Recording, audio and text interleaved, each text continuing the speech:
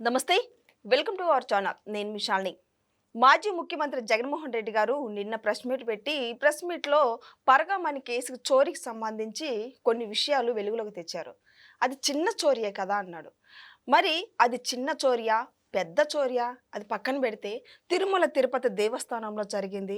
అది ఎంత చిన్నదైనా సరే పెద్ద తప్పే. ఎందుకంటే వేల కోట్ల మంది ఎంతోమంది దర్శనం చేసుకుంటూ ఉంటారు. వాళ్ళ మనోభావాలు ఏ విధంగా దెబ్బతిన్నాయో అందరికీ తెలిసిందే. అయితే జగన్మోహన్ రెడ్డి మాట్లాడిన విషయాల్లో ఏ విధంగా అది అర్థం ఉందసలు? దీనికి టీడీపీ పాలక మండలి భానుప్రకాష్ రెడ్డి గారైతే స్ట్రాంగ్‌గా కౌంటర్ ఇచ్చారు.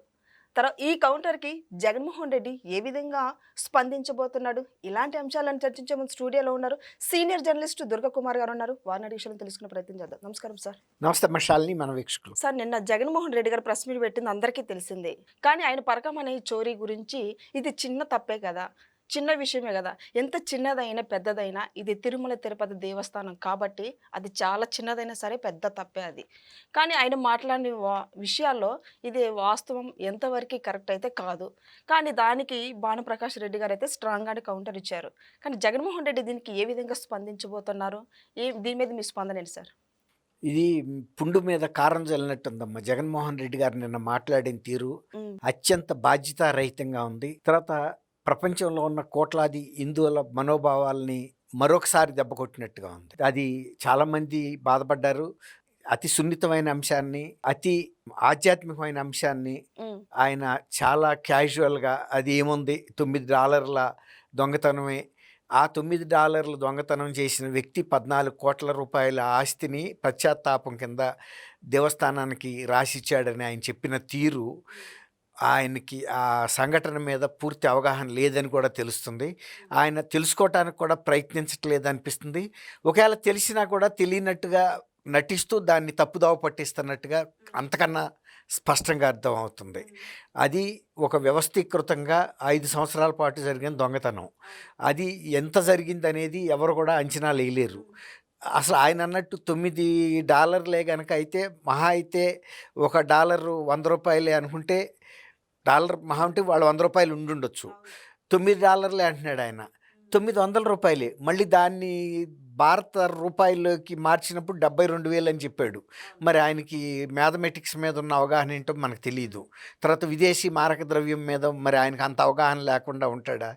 ఆయన మనీ లాండరింగ్‌లో దేశంలో ఎవరు చేయలేనంత మనీ లాండరింగ్ చేసిన వ్యక్తి ఏ ఏ కరెన్సీకి భారత కరెన్సీ ఎంత సమానమో ఆయనకు తెలుసు. $900 మాత్రమే. దానికి 14,00,00,000 ఎవడన్నా ఇస్తాడా? అంత పిచ్చాళ్ళు ఎవడన్నా ఉంటాడా? అందులోనూ అతను ఒక మఠంలో మేనేజర్‌గా ఉన్న వ్యక్తి. అతను ఎంత దోసుకుంటే ఆ ₹14,00,00,000 ఇవ్వటానికి ఒప్పుకున్నాడు. దాన్ని ఒప్పించటానికి కరుణాకర్ రెడ్డి గారు వాళ్ళందరూ బాగా ఒత్తిడి చేసి ఇప్పించి, అంటే కొన్ని వందల కోట్లు ఉన్నాయి కాబట్టి ఆ 14,00,00,000 నామమాత్రంగా ఇచ్చి ఆ కేసు గనక పూర్తి దర్యాప్తు జరిగితే 5 సంవత్సరాల్లో ఇతను ఎంతెంత ఆస్తులు కొన్నాడు, ఎక్కడున్నాయి ఇవన్నీ బయటకు వస్తాయని వాళ్ళు అక్కడికి మాఫీ చేసేసారు.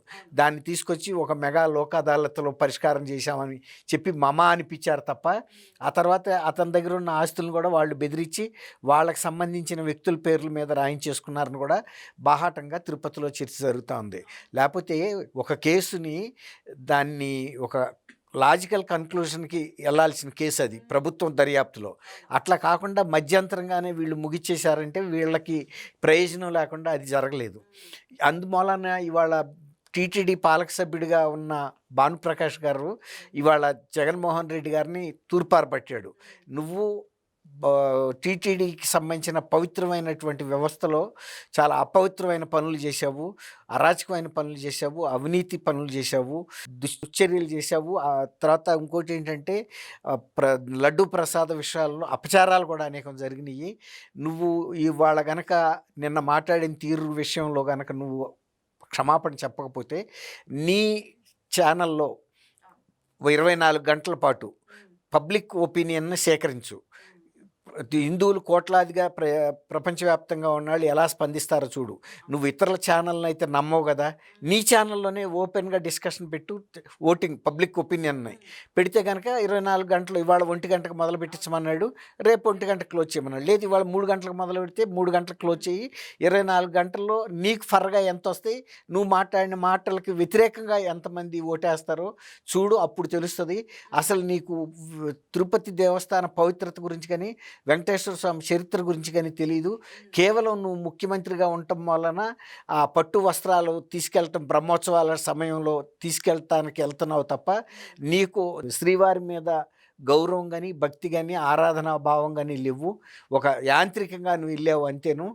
అందువల్లే నువ్వు చేసిన ఈ పనుల మూలాన కూడా నీ ఓటమికి భగవంతుడు పాత్ర కూడా ఉంది నీ ఓటమిలోను.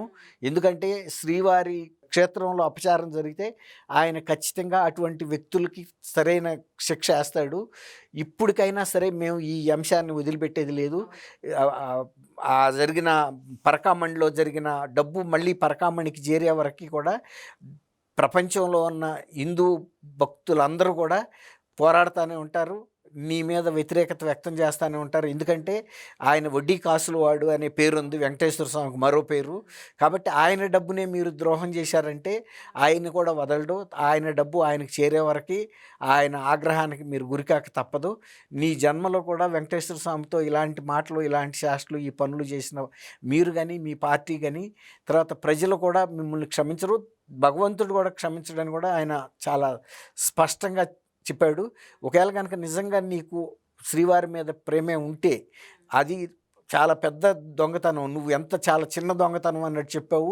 ఏదో ఒక్కసారే ఆ $9 అన్నట్టు 5 సంవత్సరాల పాటు చాలా పెద్ద ఎత్తున జరిగింది. అది వ్యవస్థీకృతంగా జరిగిన నేరాన్ని నువ్వు అంత ఏదో చేత్తో చిటికెన వేలుతో తీసేసినట్టు మాట్లాడావు అనేది చాలా అభ్యంతరం వ్యక్తం చేశాడు. నిజంగా కనుక జగన్మోహన్ రెడ్డి గారు కనుక ఆ విషయంలో కనుక ప్రజల అభిప్రాయం తెలుసుకోగోరితే నిజంగా అసలు ఇది ప్రజలు ఏమనుకుంటున్నారు, తర్వాత నేను టీటీడీలో మా హయాంలో జరిగిన లడ్డూ అపచారం కానివ్వండి, తర్వాత పరకామణిలో చోరీ కానివ్వండి, ఇంకా ఇతర అవినీతి కార్యక్రమాలు కానివ్వండి, తర్వాత పరకామణిలో చోరీలో ఇన్వెస్టిగేటివ్ అంటే ఫిర్యాదుదారుగా ఆ రోజున అసిస్టెంట్ విజిలెన్స్ అండ్ సెక్యూరిటీ అధికారిగా ఉండి ఫిర్యాదు చేసిన సతీష్ కుమార్ అనుమానాస్పద మరణం మీద కానీ, మొత్తం మీ పరిపాలనలో టీటీడీలో జరిగినటువంటి అక్రమాల మీద ప్రత్యక్షంగా ప్రజాభిప్రాయాన్ని స్వీకరించిన తర్వాత నువ్వు మాట్లాడు.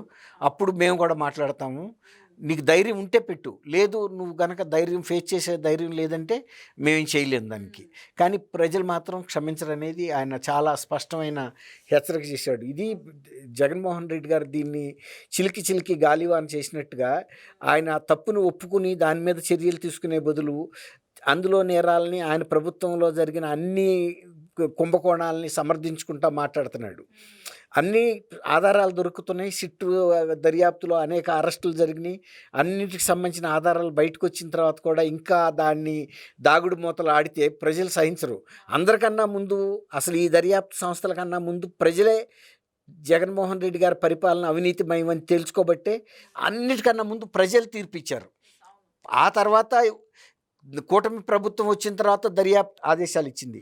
కానీ ప్రజలు ఇచ్చిన తీర్పు కూటమి ప్రభుత్వానికన్నా ముందే కదా. కూటమి ప్రభుత్వాన్ని తీసుకొచ్చిందే ప్రజలు. ఈ ప్రభుత్వాన్ని, జగన్మోహన్ రెడ్డి ప్రభుత్వాన్ని తిరస్కరించిందే ప్రజలు. అదే ప్రథమ తీర్పు, చాలా గొప్ప తీర్పు. అందులో 151 స్థానాల నుంచి 11 స్థానాలకు ఇచ్చారంటే అంత మెజారిటీ అక్కడ ఆ ప్రజా తీర్పుతోనే తేలిపోయింది. ఆ తర్వాత కూటమి ప్రభుత్వం ఏర్పాటు చేసిన అనేక సిట్లు, దర్యాప్తు సంస్థల్లో ఇవన్నీ బయటకు వచ్చినాయి. ఇంకా ఇవాళకి కూడా ఆయన తన తప్పుని తను సమర్థించుకుంటున్నాడంటే ప్రజా తీర్పును కూడా అవహేళన చేసినట్టే. కనీసం ఇప్పటికైనా సరే ప్రజల ముందు బేషరతుగా క్షమాపణ చెప్పాలి. అలాగే తిరుపతి దేవస్థానంలో జరిగిన పూర్తి కుంభకోణం ఎంతైతే డబ్బులు ఆ పరకామణి నుంచి వెళ్ళినాయో ఆ పూర్తి డబ్బుల్ని బినామీ పేర్ల మీద రాయించుకున్న వాటిని కూడా తిప్పి మొత్తం పరకామణికి చేరేటట్టు చేయటమే మా లక్ష్యం. మేము అప్పుడు దాకా పోరాడతాం అనేది భాను ప్రకాష్ రెడ్డి చెప్తుంది కూడా. చాలామంది హిందువుల మనోభావాలు కూడా అదే ఉన్నాయి. ఇప్పుడు ఎందుకంటే మేము భక్తితో సమర్పించిన వాటిని వీళ్ళు దొంగతనం చేయటం, దొంగలు ఊళ్ళు పంచుకున్నట్టుగా పరకామణిలో డబ్బుల్ని వీళ్ళు పంచుకుని లోక్ అదాలత్కి తీసుకెళ్ళి ఏదో రాజీ చేసినట్టుగాను 14 కోట్ల $9 అంటే $900 దొంగ 14 కోట్లు ఎక్కడి నుంచి తెచ్చిస్తాడు? ఎంత దొంగతనం చేయకపోతే అతను 14 కోట్లు జగన్మోహన్ రెడ్డి గారు లాంటి అంత వేల లక్షల కోట్లు ఉండాళ్లే 14 కోట్ల ఆస్తి కాదు కదా, 14,000 కూడా ఇవ్వరు మామూలుగా. అలాంటిది అతను 14 కోట్లు ఇచ్చాడంటే ఎందుకు ఇస్తాడు?